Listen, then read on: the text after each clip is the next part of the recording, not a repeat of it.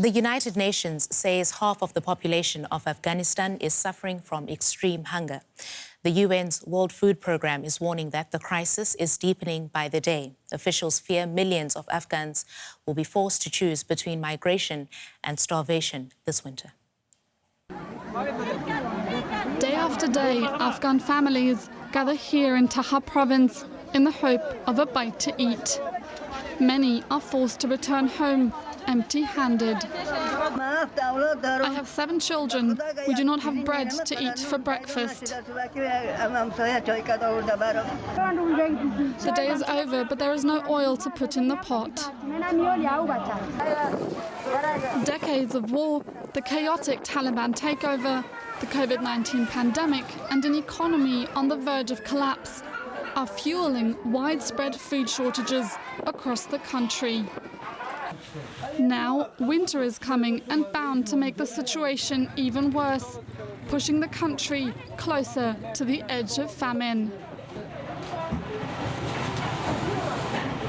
In 10 years of monitoring and measuring food insecurity in Afghanistan, it's never been this bad.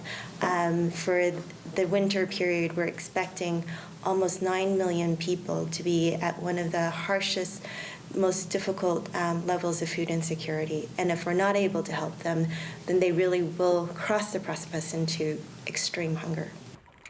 Severe droughts are contributing to an already dire situation.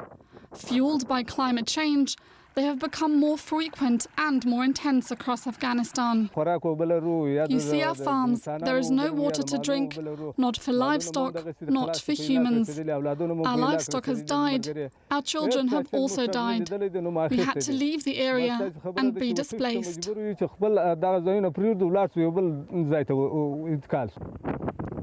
As a result, farmers have been forced to sell their livestock and flee their villages in desperate attempts to feed their families. Many travel to the bigger cities, but even there, food shortages persist. And I'm now joined by Frans Marty. He's a journalist in Kabul. It's good to see you, Frans. So we're hearing the UN saying that over half of Afghanistan's population faces acute hunger this winter. How much of this crisis is because of the Taliban takeover in August?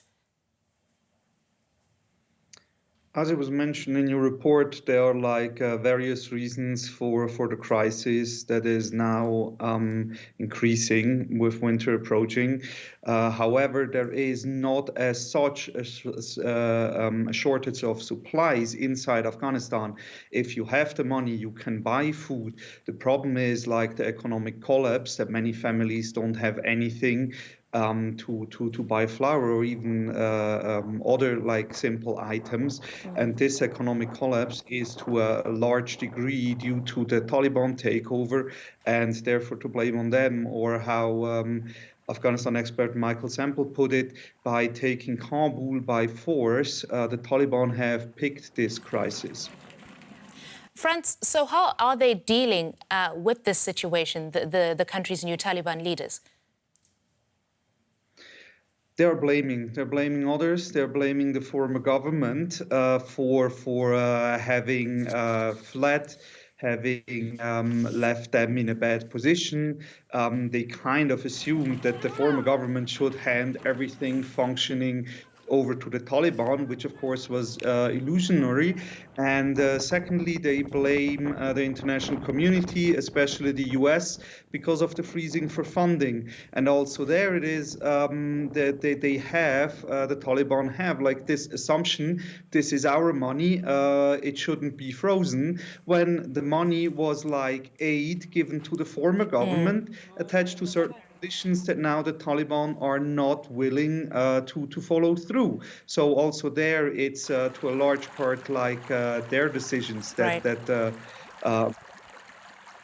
I want to talk to you about public sentiment in a little bit, but I want to begin with the bit about the international aid agencies insisting that they want to do their work on the ground, but they don't want to have to work directly with the Taliban. Is that feasible? To a certain extent, yes. I mean, the principle is they have to work together with the Taliban to some extent, because the Taliban are the de facto rulers of Afghanistan now. So like doing it completely without them is just not possible. What the idea is to give the money or the food or whatever aid there is directly to the people and not give it to the Taliban government, that they distribute it among the people, so to not strengthen the Taliban. The problem there is that the Taliban already now, if international aid organization or the UN engages them, afterwards they tweet or put out television reports like we have done that, or the UN has assured us that they will work together with us. So they like use this for their propaganda to prop up their rule.